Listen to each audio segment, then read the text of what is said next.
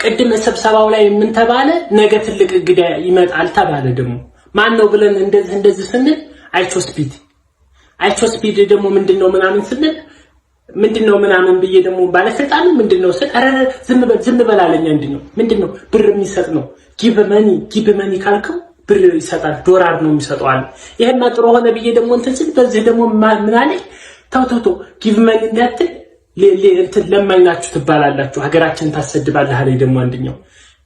በዚህኛው ደግሞ ዞር ስል ነጠላ ልብስ ለብሳችሁ እንድትገኙ ተባለ። ይሄ ሰውዬ ምንድነው? ወይ እሱ ነው እኛን የሚያየን ወይስ እኛን እሱን የምናየው? ወይ ምን እናርግኛም? አሁን ተወዛገብ። አሁን ነገ ብዙ ስራ ያለብን ሰዎች አለን። ብዙ ልማት ብዙ ነገር አለ። ብዙ ነገር ምንድነው የሚመጣው ስንል አይቶ ሊሄድ ማንን ነው የሚያየው? ሀገራችንን ነው።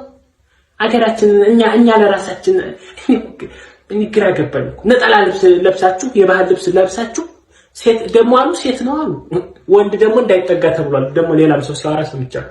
ወንድ እንዳትጠጉ ሴት ከ50 በላይ ሴት ይፈልጋል አሉ ደግሞ።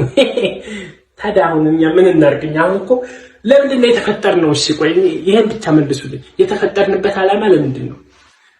አይቾስፒድ ተባለ ከጧት ጀምሮ እንግዲህ ይዘናል። ስብሰባም ላይ ብዙ ቦታ ላይ እንደዛ ሲባል አመሽ። ቆይ ይሄ ሰውዬ ምንድነው ነው አሁን ግራ የገባኝ። እንሙት ወይ እንሙት? እሺ በቃ ብር ይሰጣል ስንል ለማይ ትባላላችሁ። እዚህ ጊመኒ ስትል ነጠላ ልብስ ለብሳችሁ ነው። ይሄንን የሚሉት እነማን ናቸው? እኔ እንጃ። እኔ የታውቃቸው ይኸው